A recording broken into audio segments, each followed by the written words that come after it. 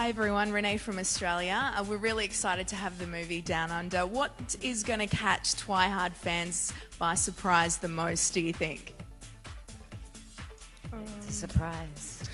The surprise. We'll surprise you. Surprise. There are some stuff that I haven't seen the movie yet, so we're just super excited, I think, to see the little bits that we're going to get to check out today. But for me, there's some stuff with Peter and I that's, I can't say, but that's like really scary and heightened that I'm excited to see. There's some surprises that are going to surprise them. There's this thing.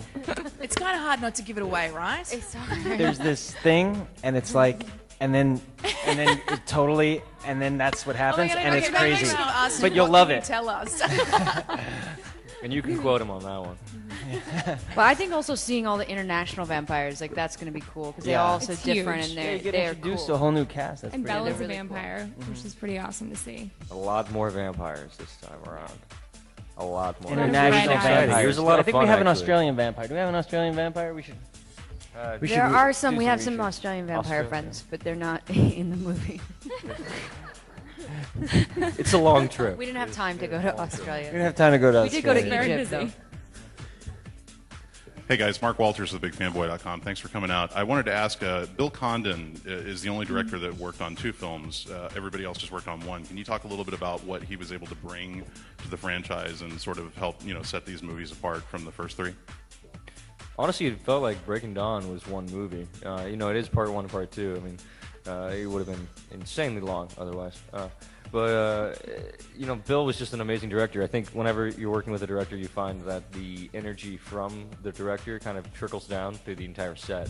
And since he was so calm and just collected and composed throughout the entire filming process, it felt just breezy and effortless and thought out. And he's a great director for actors. He works with us and talks to us and kind of lets us try new things. And he just always had a pleasant disposition about him, which is really nice whenever you're filming. Yeah, and he excited. never raised his voice once. When you do a movie, it's like going on a journey, and it's really like the director's the captain of the ship, like Jackson said, and that energy everybody feels, and Bill's energy is he's such a great actor's director. Like, he cares about what you're thinking, and very open. Even though there's he's pressed for time and he's doing 2 movies at once and all this stuff is happening around him, he'll still take time to sit there and talk to you about your scene and your character and what you're going through, and that was really a treat. Yeah, I think too. Also, to get to work with like serious filmmakers on this kind of a movie, I think they have elevated these movies, and we were so. I mean, as an actor, just the crew of directors that we've gotten to work with are totally, like, really super high-end real filmmakers. So Bill Condon has a vision. It's so specific, and he's really passionate. I think like he's taken this story to another level. Hi, I'm Rosie from Latina.com. As far as character development is concerned, can you give us a little insight on the journey of each of your characters in the final installment? Yeah.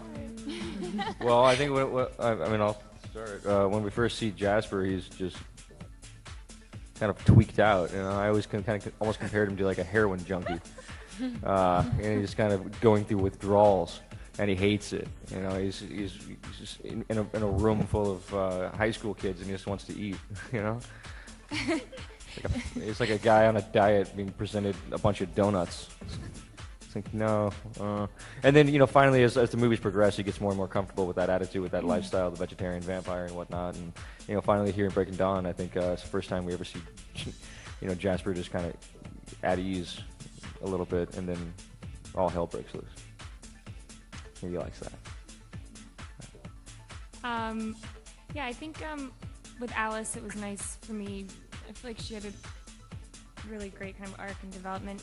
You saw her come in as this really lovable, friendly, upbeat vampire who really didn't seem like a vampire at all. I always said she's the nicest person you would ever meet, much less a vampire. And it was nice throughout the saga to kind of get to see different sides of her, and whenever it came to her family, to get to actually see her act like a vampire, and have a little bit of an edge to her, and kind of become protective. So that was fun to see, and I think in this last one you definitely see that. There's a lot of things that happen in this one where I think everyone kind of has to step up and come together and really work together to protect what we care about. Liz, you got skipped. Don't try to get out of it. I think these movies have forced Esme into a kind of different lifestyle than she imagined for herself. I think she's like the ultimate pacifist and would never want to fight and would never want to have to be as forceful and as powerful as she's capable of being. And I think that Bella has put our family in such a vulnerable situation, and it's forced Esme into being this powerhouse and basically being someone that she doesn't really want to be, but you don't really have a choice when it's either your family or your lifestyle, your way of living, your moral code. And so I think she's actually had to betray her own sense of self in order to protect her family, and that's been fun to play with as an actress.